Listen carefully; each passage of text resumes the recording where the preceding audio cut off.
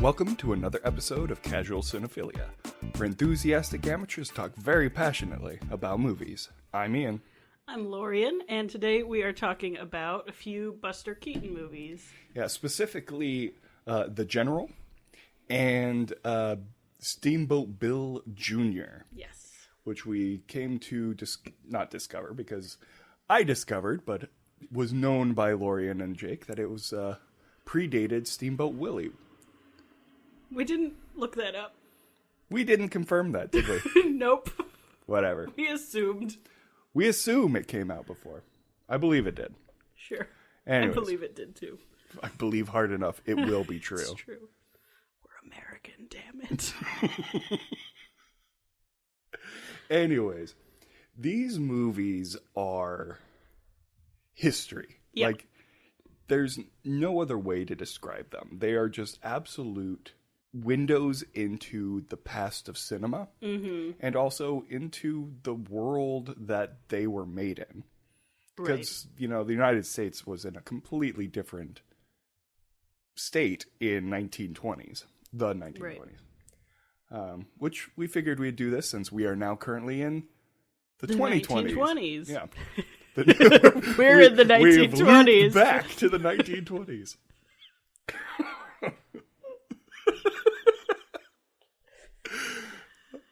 Oh, this is going to be a rough episode, but we're going to push through. These movies are really funny. They're incredibly and also, funny. We ate too much birthday cake while watching them, so we sound like idiots right now. Yeah. It was my birthday over the weekend, and Jake and Lorian graciously brought cake and strawberry rollovers. Okay, so he asked for strawberry shortcake. They don't sell that at Winco, but they do sell funfetti cakes and also Little Debbie strawberry shortcake rolls. So with enough force, you can combine the two. And we did. And it was not good. But it was a lot of sugar. Incredible amounts of sugar. So The General was made in 1926, and Steamboat Bill Jr. was 1928. There you go. So almost 100 years ago. Almost 100 years ago. 96 and 98 years ago. Wow, that's crazy to think about. Like, almost a century. Yep. And that's pretty close to the beginning of modern cinema. Yeah. These are silent films, if you aren't aware of that. So they're scored with a selection of music from the era. Of which the Steamboat Bill Jr., the score actually does go along with the story. Mm-hmm. However, the General does not. Does not. Mm-hmm. Yeah. Which at times it actually makes it more comical because there's dire situations with very jaunty tunes. Well, The General is a in the background. comedy made in 1926 about the Civil War. Mm-hmm. So I suppose it has a special kinship to Jojo Rabbit. I guess so, yeah.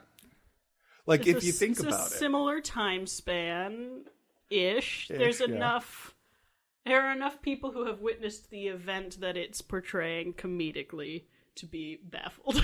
Right. By the fact that it's portraying it comedically. Yeah. Which, you brought up an interesting fact that I actually didn't know about it.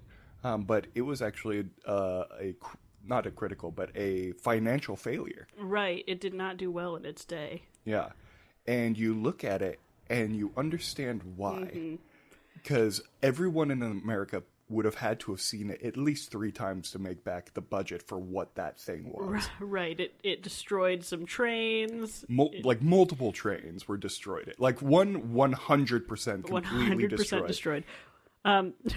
Because in 1926, they didn't have fancy things to replicate a train being destroyed. If they wanted a train destroyed in the film, they destroyed a train. Yeah. Which they did. Yeah. And part of the magic of these films is that everything you see, for the most part, there are a few, like, substitution shots. Right. But for the most part, everything you see is actually being done. Buster Keaton's very famous for all his stunt work, which he actually did in all of these older movies. Yeah. And it's insane. One of the things that I love about The General... Now, Steamboat Bill Jr. is actually a phenomenal movie. Some of the things they pull off in that movie are just awe-striking, like collapsing a building onto Buster Keaton and him fitting directly through a window. It's like threading a needle, except for the thread is alive and the needle will kill him if it lands wrong. Yeah.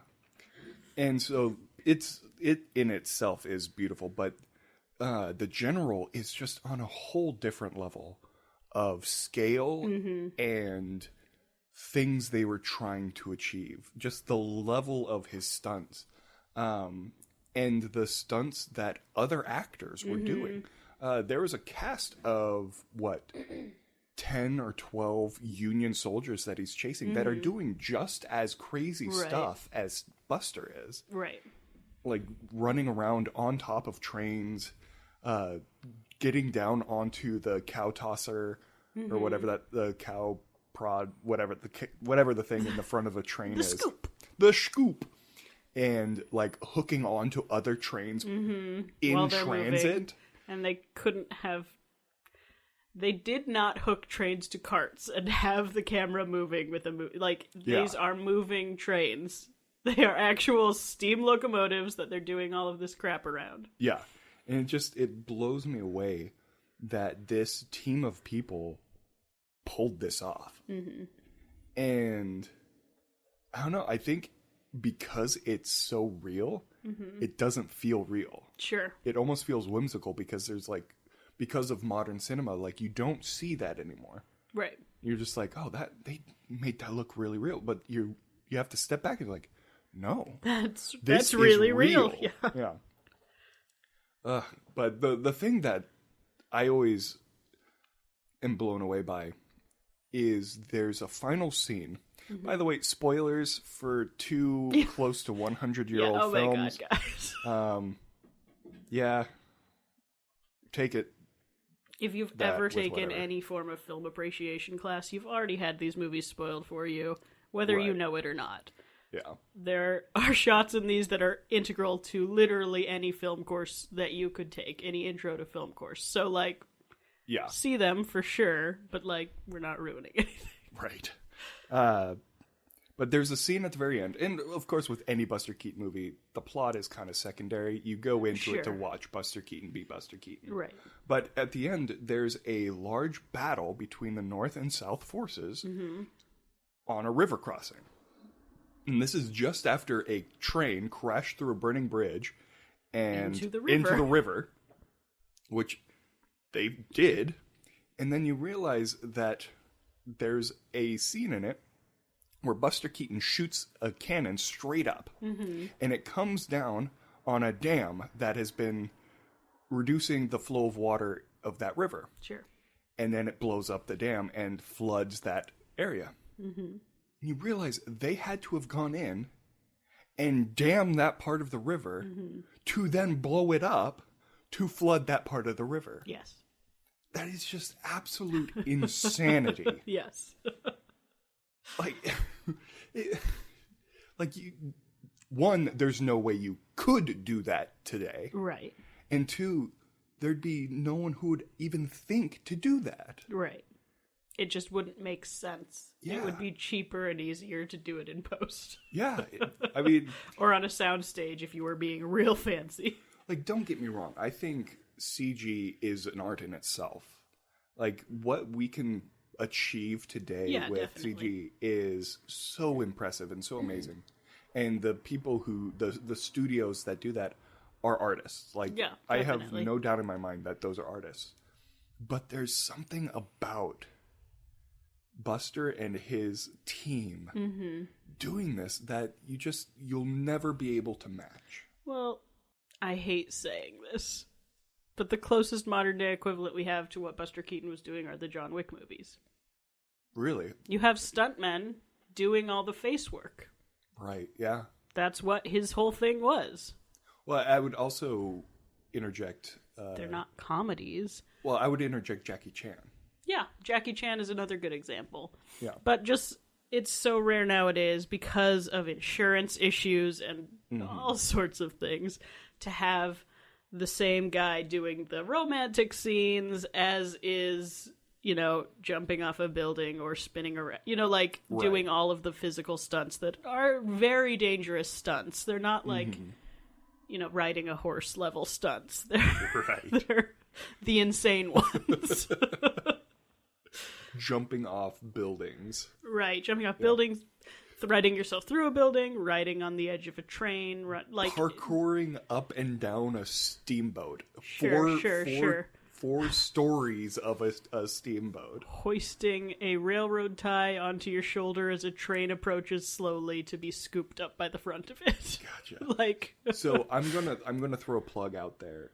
If any of this sounds like interesting, but you're not sold on Buster Keaton, go onto YouTube, look up Every Frame a Painting, film essay on Buster Keaton, and that will get you so hyped to see one of these movies that you'll go out and see it. Like every once in a while, I pull that movie up, that video essay up, because it is so phenomenal, and it gives you a really good insight into Buster Keaton, just his way of thinking. right. With that, his stunts are amazing, but Buster himself is what makes these films so special. His deadpan, just quizzical, his eyes are always he does a lot of his acting with his eyes. Yeah. Which makes sense. They are silent films. He can't do his acting with his words. Right. He almost has to do it with his eyes, but his face is expressive but never changes expression. Right. And that is such a masterful art form that he has. Like just the scene in Steamboat Bill Jr. where he's forced to change into his PJs and he just whips the door open in his PJs and he's just staring at the guy, his father, who forced him to switch into PJs. And you just know exactly what is going through his head. Like, no words are said. No, like, title panels are put on.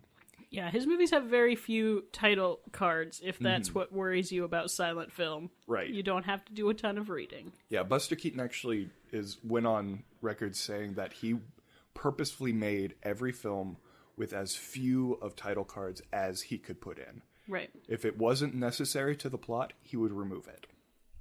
And honestly, I feel like that's what makes his films so watchable. It's because you're not reading. They are very watchable. Yeah. Like, they're engaging. They're still laugh out loud funny. Yeah. Like, timeless comedy.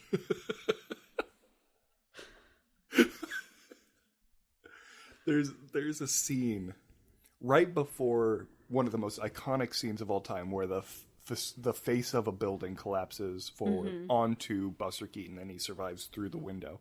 Right. There's a scene where he's being just pulled around on his bed by the hurricane winds. And it ends with him right in front of the building that collapses down. And he gets out off of the bed and goes underneath it. Well, a guy in the building that's about to collapse sees it and jumps off the bed. And you see the bed flex down. And the guy survives and runs off. And then the camera angles changes to where you could see Buster underneath. And he's just flat on the ground, face in the dirt. Because he just had someone land on him. And it's just like the attention to detail that he puts into every single one of his gags is just breathtaking. Yeah. Just, well... And he notoriously... It makes you laugh so hard you can't keep your breath. Right. He notoriously wrote his own gags. Like, he didn't have other writers writing this stuff for him. Right. He was one of the guys at the forefront of making these things happen to himself. Yeah. Oh, man. I can't recommend Buster Keaton enough. Like, and there are a bunch of other movies that we didn't even review for this one because we don't have the time, frankly, to go through the whole back catalog. I wish we did, but yeah, The General's over an hour long, so it's about, not a tiny minutes. short, and so is Steve. It's